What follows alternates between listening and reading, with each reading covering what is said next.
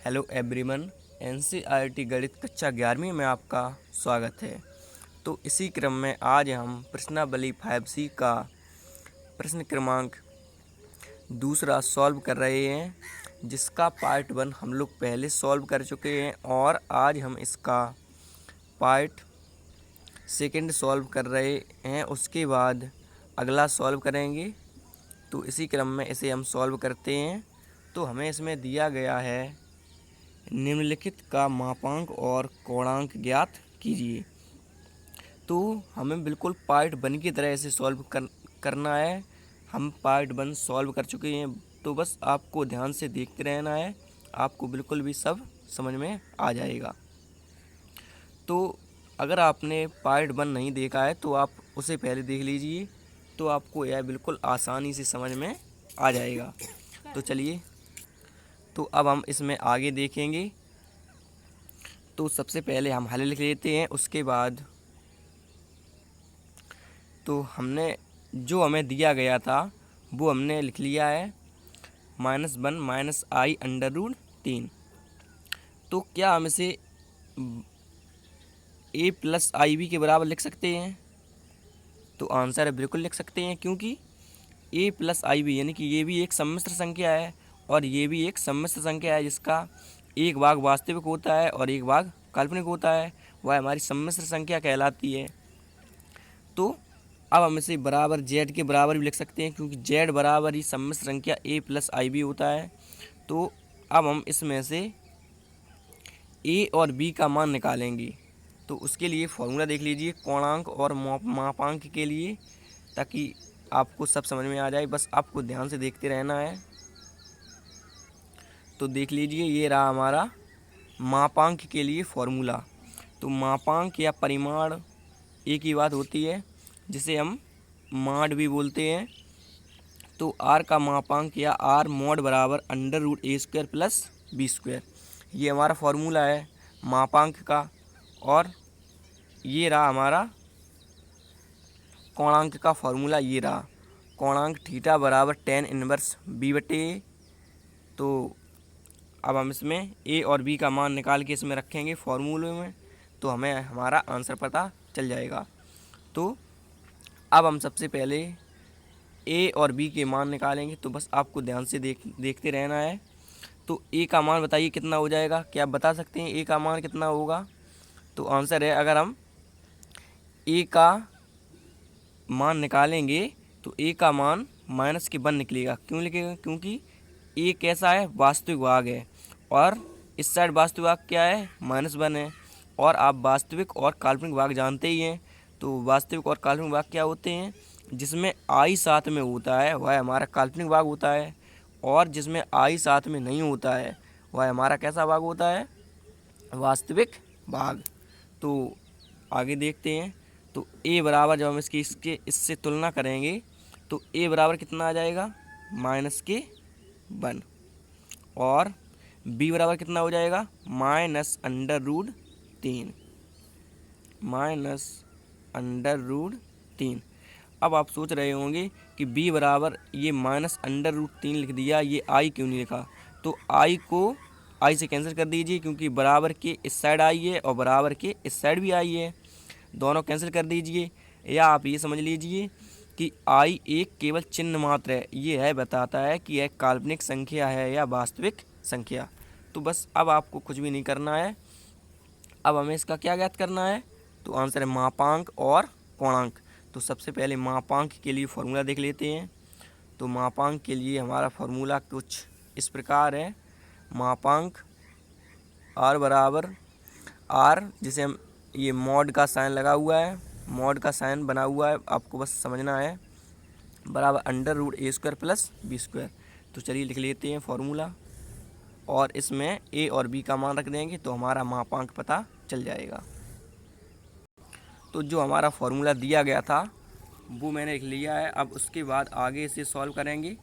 तो अब आपको इसमें a के स्थान पे a का मान और b के स्थान पे b का मान रख देना है। तो क्या हो जाएगा आगे?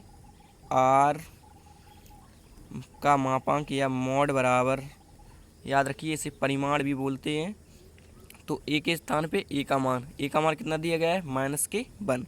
तो माइनस का 1 लिख दीजिए, और स्क्वायर लगा है तो इस पर स्क्वायर लगा दीजिए, और ये प्लस ज्यों का त्यों। अब b के स्थान पे b का मान कितना दिया गया है बताइए, -√3, और स्क्वायर लगा है तो इसका भी आप स्क्वायर कर दीजिए। तो अब हम इसे आगे सॉल्व करेंगे, तो r मॉड बराबर अंडर रूट माइनस के 1 का वर्ग बताइए कितना होगा। तो चलिए इसे रफ पे समझ लेते हैं। इसमें हमें निकालना है माइनस के 1 का वर्ग, तो माइनस के इस पे वर्ग लगा हुआ है माइनस के 1 पर, तो वर्ग लगा है मतलब इसे 2 बार लिख सकते हैं। कैसे देखिए, माइनस के 1 गुणित माइनस के 1 लिख सकते हैं। अब हम चूंकि ये गुणा में, तो माइनस का माइनस से क्या हो जाएगा प्लस, और 1 का 1 में गुणा करेंगे तो ये 1 आ जाएगा, तो इससे प्लस का 1 हमें प्राप्त होगा। तो माइनस के 1 का वर्ग कितना होगा, प्लस का 1। तो अब ये प्लस का साइन आप आगे लिखिए या ना लिखिए, लेकिन अगर माइनस होता तो माइनस आपको लिखना पड़ता, क्योंकि जब भी कोई संख्या हमारी होती है, 1 मान लीजिए, 2 है या 3, इनके आगे कोई भी साइन नहीं होता है तो हम क्या मानते हैं, प्लस मानते हैं। तो इसलिए आप प्लस को लिखिए या ना लिखिए। तो कितना हो जाएगा 1 माइनस के 1 का वर्ग 1, और ये वाला प्लस ज्यों का त्यों। इसी प्रकार अब हमें -√3 का वर्ग निकालना है, तो कैसे, इसे भी हम -√3 गुणित -√3 2 बार लिख सकते हैं क्योंकि वर्ग लगा हुआ है। तो अब ये क्या हो जाएगा हमारा, माइनस का माइनस में गुणा होगा तो ये प्लस बन जाएगा, और अंडर रूट 3 का गुणा अंडर√3 में करेंगे तो इसमें से एक 3 हमारा बाहर आ जाएगा। तो माइनस के अंडर√3 का वर्ग कितना हो जाएगा, प्लस के 3। तो अब आप ये प्लस का साइन लिखिए या ना लिखिए, उससे कोई प्रभाव नहीं पड़ता है। तो चलिए लिख देते हैं, कितना हो जाएगा 3। अब उसके बाद इसे हम आगे सॉल्व करेंगे, तो 3 और 1 4, तो r मॉड बराबर कितना हो जाएगा, 3 और 1 4। अब 4 का हम वर्गमूल ले लेंगे तो कितना हो जाएगा बताइए, ये हो जाएगा 2। तो मापांक जो हमारा हमसे पूछा गया था, मापांक हमारा निकल आया है 2। अब हम आगे देखते हैं हमको क्या निकालना है। तो प्रश्न में हमसे मापांक पूछा गया था जो कि हम लोगों ने निकाला है। देखिए कितना निकाला है, r का मापांक हमारा 2 आया है। और क्या पूछा गया है देख लीजिए प्रश्न में, और पूछा गया है कोणांक ज्ञात कीजिए, यानी कि इसमें पूछा गया था मापांक और कोणांक ज्ञात कीजिए। तो चलिए उसके लिए फॉर्मूला देख लेते हैं कोणांक के लिए। तो कोणांक के लिए हमारा फॉर्मूला कुछ इस प्रकार होता है कि कोणांक थीटा बराबर tan इनवर्स, यानी कि माइनस की 1 की घात है तो हम इसे इनवर्स भी बोलते हैं, और इंटू b/a। तो अब चलिए इस फॉर्मूले को लिखते हैं, और इसमें कुछ भी नहीं करना है आपको, b के स्थान पे b का मान और a के स्थान पे a का मान रख देना है। चलिए रख देते हैं। तो सबसे पहले फार्मूला लिखेंगे, उसके बाद तो हमने फार्मूला लिख लिया है। उसके बाद अब हम इसमें b और a का मान रखेंगे। तो b का मान हमारा कितना दिया गया है बताइए आप, तो ऊपर देख लेते हैं। तो b का मान दिया गया है माइनस के अंडर√3, और a का मान दिया गया है माइनस के 1। तो इसमें अब हम रख देते हैं। इससे पहले अब ये हमारा जो tan इनवर्स इस साइड है, अब हम इसे इस साइड लेके आएंगे तो क्या हो जाएगा हमारा tan थीटा। कैसे हो जाएगा, तो ये भी समझ लीजिए, ये tan थीटा इस साइड कैसे हो जाता है। तो ये हमारा जो tan इनवर्स है, आपको बस ध्यान से समझना है, tan इनवर्स है, इसे हम क्या लिख सकते हैं 1/10 लिख सकते हैं, 1/10, और b/a हमने ज्यों का त्यों लिख दिया। अब उसके बाद ये बराबर लगा हुआ है और थीटा भी है। थीटा बराबर हमारा जो tan इनवर्स है, इसे हम 1/10 लिख सकते हैं। अब हम इसका इसमें कैंची गुणा कर देंगे तो क्या हो जाएगा tan थीटा, यही आ जाएगा ना tan थीटा। तो इसी प्रकार से आ जाता है ये tan इनवर्स को हमने लिखा 1/10। अब tan का इसमें हम गुणा करेंगे, कैंची गुणा इसके बटे 1 मान के, तो हो जाएगा tan थीटा। तो अब हम क्या लिखेंगे, tan थीटा बराबर क्या हो जाएगा हमारा, b का मान कितना दिया गया था ऊपर -√3, और a का मान कितना दिया गया है -1। तो अब हम आगे सॉल्व करेंगे इसे, तो बस आपको देखते रहना है।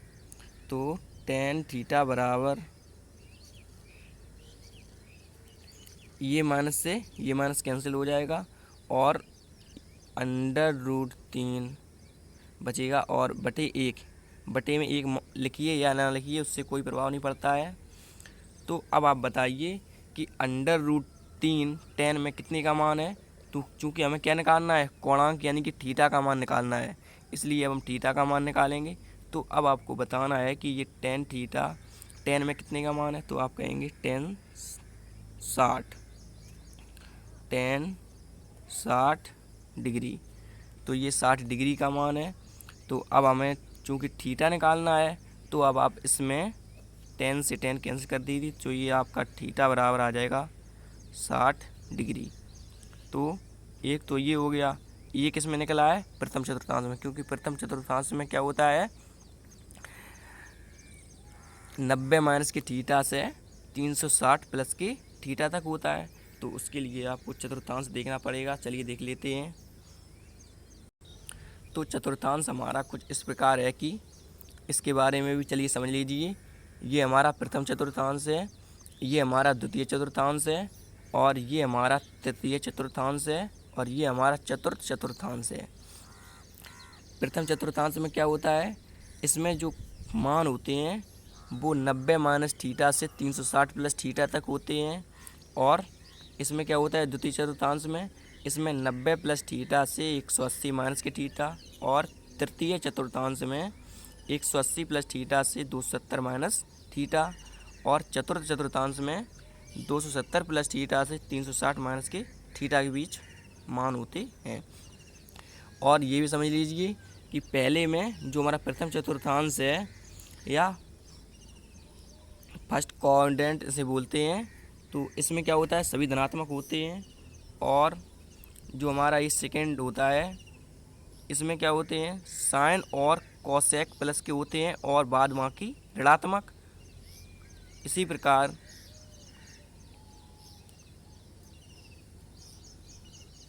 तीसरे में क्या होता है हमारा टेन और कॉट प्लस का होता है, यानी कि पॉजिटिव होता है, और बाद बाकी सब नेगेटिव या ऋणात्मक होते हैं। और चौथे में क्या होता है हमारा कॉस और सेक प्लस का होता है, और बाद बाकी सब ऋणात्मक। तो हमें मान किसका निकालना है टेन का। तो इसमें अब हम देखेंगे कि जो √3 है ये हमारा पॉजिटिव है। उसके लिए हमें ये देखना है कि किस चतुर्थांश में टेन का मान पॉजिटिव होता है। तो पहले में तो सभी पॉजिटिव होते हैं, लेकिन हम पहले में निकाल चुके हैं थीटा बराबर 60 डिग्री। अब और कौन से में पॉजिटिव होता है, तो इसमें तो नेगेटिव होता है, क्योंकि इसमें साइन और कॉसेक प्लस का होता है, और इसमें कॉस और सेक प्लस का होता है, और इसमें सब ऋणात्मक होते हैं। लेकिन इसमें टेन और कॉट पॉजिटिव बता रहे हैं, टेन और कॉट प्लस का बता रहे हैं। तो अब हम इसमें निकाल लेते हैं। और ये भी समझ लीजिए कि आपको 90 यानी कि जिसमें निष्पत्ति बदल जाती हैं उसमें आपको टच नहीं करना है। तो निष्पत्ति हमारी किस में बदल जाती हैं 90 में और 270 में, 90 और 270 में निष्पत्ति बदल जाती हैं। तो आपको 90 से और 270 से टच नहीं करना है। तो उसके लिए हम 180 प्लस थीटा लेंगे या 360 माइनस की थीटा। अब इसमें 180 प्लस लगा हुआ है, तो आपको जो हमने थीटा का मान निकाला हुआ है 60, तो प्लस लगा हुआ है तो आपको इसमें 60 डिग्री जोड़ देना है। या आप ये समझ लीजिए कि जो ये टेन थीटा बराबर √3 प्लस का था, हमने प्लस वाला चतुर्थांश ढूंढ लिया, और उसके बाद जब हमने ये प्लस वाला चतुर्थांश ढूंढा तो हमें ये देखना है कि √3 टेन में कितने का मान है। तो आप कहेंगे 60 डिग्री का। तो इसमें प्लस लगा हुआ है तो आपको 60 ऐड कर देना है। तो क्या हो जाएगा टेन थीटा बराबर, आप या करके भी लिख सकते हैं, या कितना हो जाएगा टेन थीटा बराबर कितना हो जाएगा बताइए 180 में आपको 60 जोड़ देना है बस। तो ये हो जाएगा 180 में जब हम 60 जोड़ेंगे तो ये जाएगा टेन 240 डिग्री। तो अब हम इसमें थीटा का मान निकालेंगे, तो ये टेन से ये टेंसिल कैंसिल हो जाएगा, और थीटा बराबर कितना बचेगा हमारा 240 डिग्री। तो इस प्रकार से हमारे ये थीटा के यानी कि कोणांक के दो मान निकल आए हैं जो हमें निकालने थे। देख लीजिए आप प्रश्न में। तो हमें कोणांक थीटा निकालना था, तो हमने उसके लिए निकाला ये 240 डिग्री। तो अब आप इसका स्क्रीनशॉट ले लीजिए और इसके बाद हम अगला प्रश्न सॉल्व करते हैं। तो ये रहा इसका पहला शॉट, ले लीजिए। आपको प्रश्न भी लिख लेना है ताकि पता चले ये किसका आंसर है। और उसके बाद आगे ये रहा आपका दूसरा शॉट, इसे भी ले लीजिए।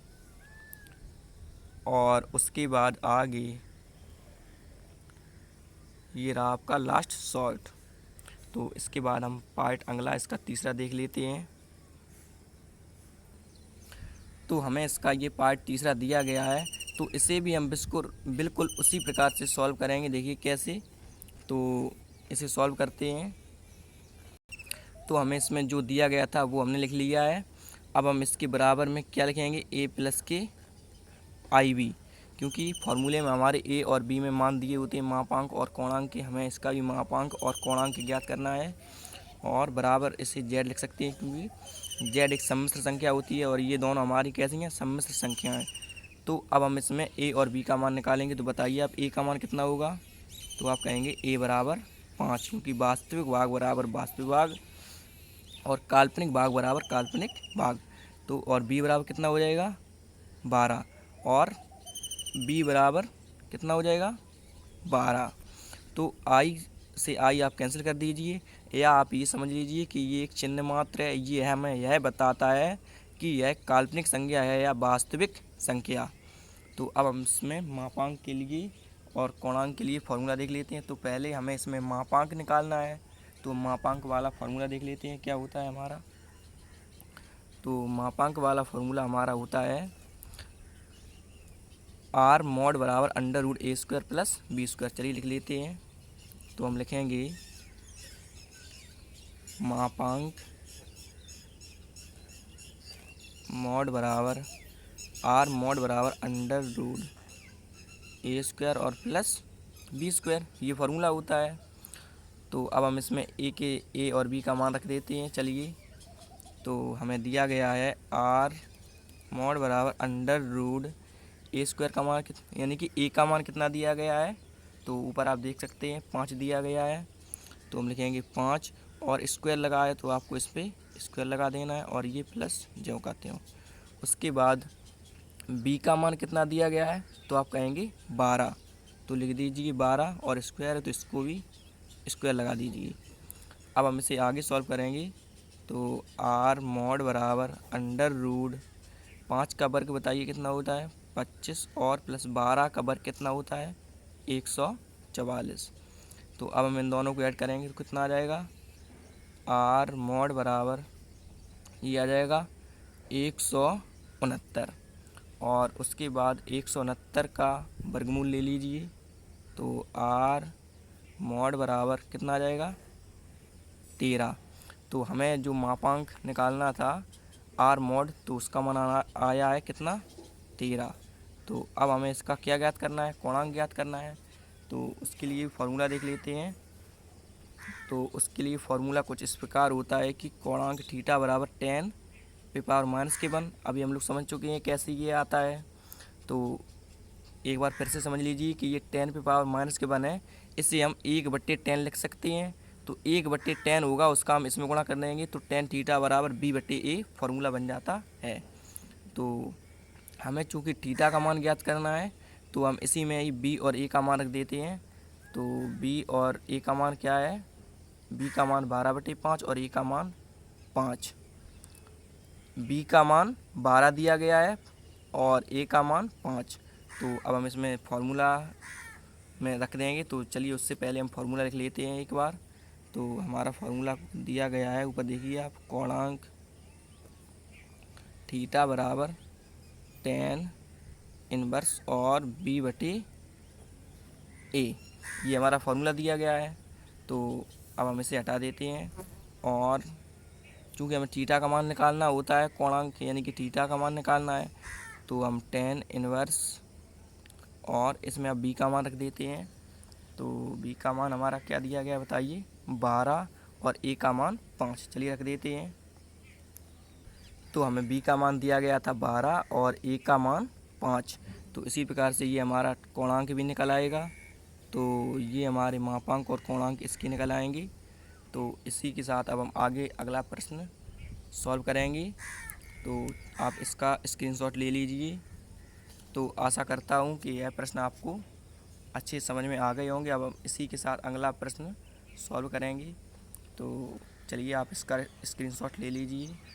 तो ये रहा इसका पहला शॉट और उसके बाद ये रहा इसका लास्ट शॉट।